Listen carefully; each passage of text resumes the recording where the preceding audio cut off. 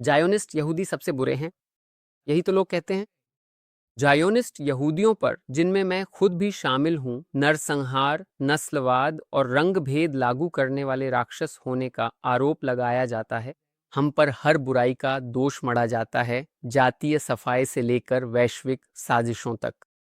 तो स्वाभाविक है आप उम्मीद करेंगे कि जायोनिस्ट यहूदी दुनिया भर में हर तरह के घिनौने काम कर रहे होंगे, है ना? तो चलिए एक छोटा सा वैश्विक दौरा करते हैं और देखते हैं कि क्या यह रूढ़िवादिता सच में हकीकत से मेल खाती है। आइए फ्रांस से शुरू करते हैं, जो यूरोप में सबसे बड़े यहूदी और जायोनिस्ट समुदायों में से एक का घर है। पिछले कुछ दशकों में फ्रांस ने दर्जनों घातक आतंकवादी हमलों का सामना किया है। एक ट्रक का क्रिसमस मार्केट में घुस जाना, एक शिक्षक का सिर कलम कर देना, शार्ली एब्दो के पत्रकारों की हत्या, बाटाक्लाम में संगीत प्रेमियों का नरसंहार। तो इन भयानक हमलों में से कितने जायोनिस्ट यहूदियों ने किए थे? एक भी नहीं, शून्य। इन सभी हमलों को इस्लामवादियों ने अंजाम दिया था। 2020-30 में जब पेरिस में एक मुस्लिम अपराधी को पुलिस ने गोली मार दी तो दंगे भड़क उठे। शहर कई दिनों तक जलते रहे।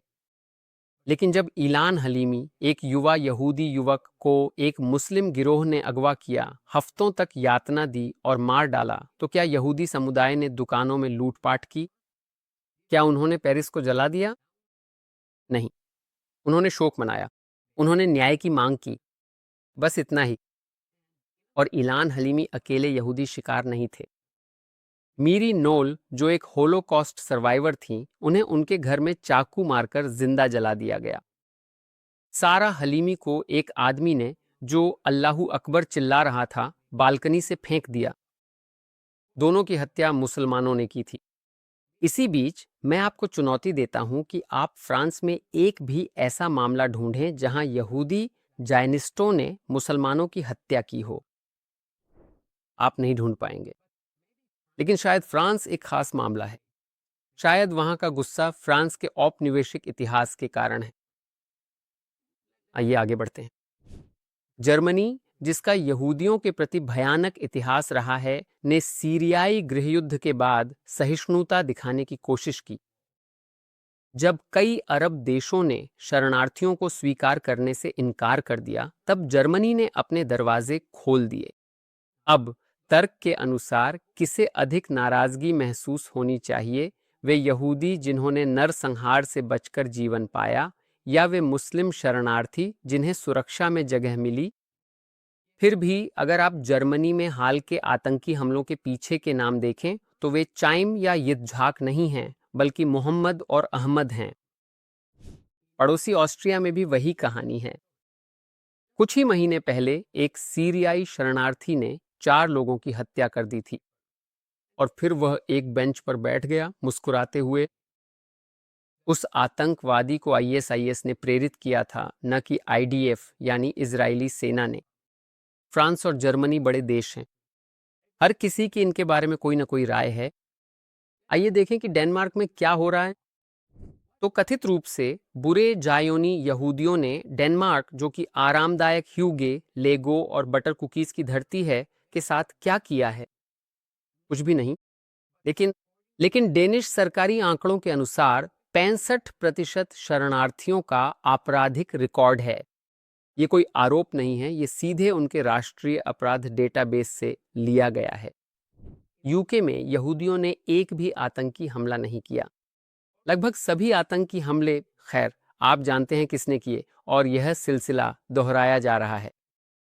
तो यहाँ एक बात है जो मुझे प्रासंगिक लगती है, क्योंकि सभी प्रकार की हिंसा आपस में जुड़ी हुई हैं। मुसलमान आबादी का लगभग 5% है, लेकिन जेलों में उनकी संख्या लगभग 25% है। वहीं यहूदी कैदियों की संख्या लगभग शून्य। हाल ही में यह सामने आया कि यूके में मुसलमानों के एक समूह ने एक यहूदी व्यक्ति का अपहरण किया। क्या आपको ब्रिटेन में कभी कोई ऐसा मामला याद है जब यहूदियों ने किसी मुसलमान का अपहरण किया हो? मुझे नहीं लगता।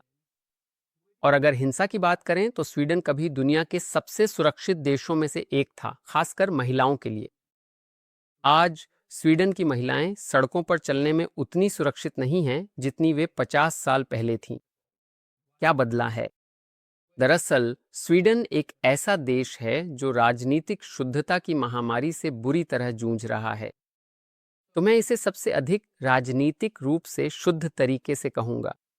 स्वीडन में महिलाएं कम सुरक्षित हैं। इसका कारण है उत्तरी अफ्रीका और मध्य पूर्व से आए प्रवासी पृष्ठभूमि वाले पुरुष, लेकिन इजराइल से नहीं।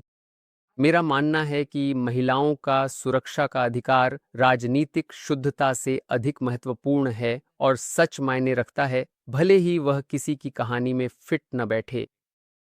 और वैसे जर्मनी में इमोरिस उत्सव के दौरान महिलाओं पर हुए हमलों और अब यूके में सामने आ रहे बड़े घोटाले में जायोनिस्ट इजरायली शामिल नहीं थे, बल्कि ज्यादातर पाकिस्तानी मुस्लिम पुरुष थे। अब चलिए अटलांटिक पार करते हैं। संयुक्त राज्य अमेरिका में जब एक पिकअप ट्रक क्रिसमस परेड में घुस जाता है तो उसे कौन चला रहा होता है? जब विमानों ने ट्विन टावर्स पर हमला किया था तो उन्हें कौन उड़ा रहा था?